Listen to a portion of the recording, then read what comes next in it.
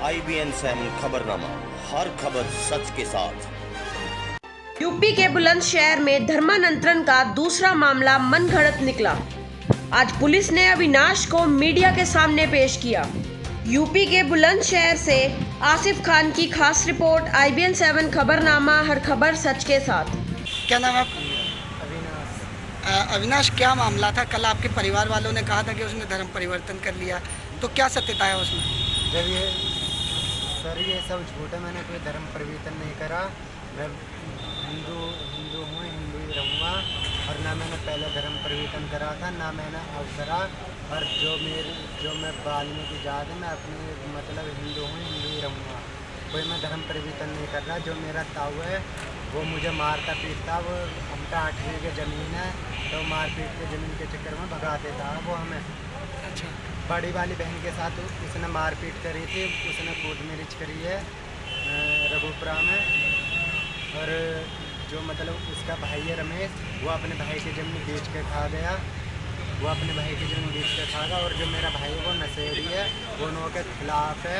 100-200 रुपये दे रहा था, भांग दे वो क्या था। आप पे एक सोशल मीडिया पे फोटो वायरल हो रहा है जिसमें आप कुर्ता पजामा पहने दिख रहे हैं, वो कब का फोटो और क्या सच्चाई है? वो सच्चाई ये है, मैं जो है बचपन से ही कुर्ता पजामा पहनता हुआ आया हूँ। तो उसमें मेरा ताऊ कहता है ज़मीन के बारे में कि इसने धर्म परिवर्तन करा, पर मैंने धर्म परिवर्तन नहीं करा। जो मेरा ताऊ कहता है धर्म परिवर्तन के बारे में, वो सब ज़मीन का लालच है उसे। मैंने कोई धर्म परिवर्तन नहीं करा। सर, पुलिस एक लड़के को पकड़ के लाई है, क्या सर ये मामला? देखिए, कल से ही एक प्रकरण सोशल मीडिया और मीडिया के कुछ चैनलों पे प्रसारित किया जा रहा था कि अविनाश नाम के लड़के ने धर्मांतरण कर लिया। जानकारी की गई तो पता चला कि वो जालंधर में अपनी रिश्तेदारी में है। वहाँ से हमारी पुलिस टीम उसको लेके आई है। इस संबंध में उसके ताऊ के द्वारा एक तहरीर दी गई थी, जिसके आधार पर अभियोग पंजीकृत किया गया है। इस लड़के के जब बयान लिए गए, पूछताछ की गई, तो पूरी तरह से संपूर्ण घटना को नकार रहा है। इसका कहना है कि किसी भी रूप में न तो इसका धर्मांतरण हुआ है, न ही भविष्य में इसकी कोई योजना है, न तो किसी ने इसको प्रेरित किया है। इसके आरोप ये हैं कि इसके माता पिता दोनों मर गए हैं। इसका ताऊ इसकी संपत्ति, ज़मीन जो पैतृक है, उसे कब्जा करना चाहता है।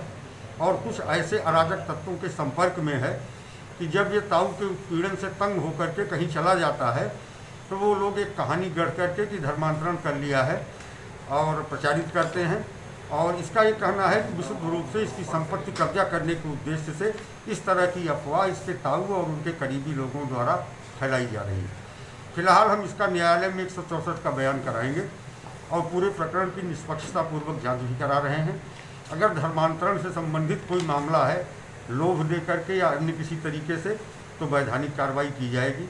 लेकिन फिलहाल अब तक की जो छानबीन है, उसके आधार पर प्रकरण किसी भी रूप में धर्मांतरित या धर्मांतरण से संबंधित नहीं पाएगा। सर, धर्मांतरण से संबंधित जो अफवाह फैला रहे हैं लोग, तो उनके खिलाफ किसी प्रकार की कार्रवाई सुनिश्चित की जा रही है? देखिए, इसका 164 का बयान करा लेने के बाद उसमें जो भी वैधानिक और उचित कार्रवाई है वो सुनिश्चित की जाएगी। सर, क्या किसी संगठन के लोग इसको हवा दे रहे हैं? नहीं, ये इसका ताऊ जो है वो किसी संगठन के लोगों से जुड़ा हुआ है और उन्हीं के द्वारा बार बार इस तरह की अफवाह फैलाई जा रही है। 1 माह पहले भी प्रकरण आया था, उस समय भी इस लड़के को लाया गया था। तत्समय भी इस लड़के ने पूरी तरह से डिनाई किया था। और कल फिर जब ये अपने घर से भाग करके रिश्तेदारी में जालंधर चला गया, तो पुनः ये अफवाह फैलाई गई। इसकी एक फ़ोटो जिसमें मुस्लिम कल्चर का कुर्ता पजामा पहने हुए इसे दिखाया गया है।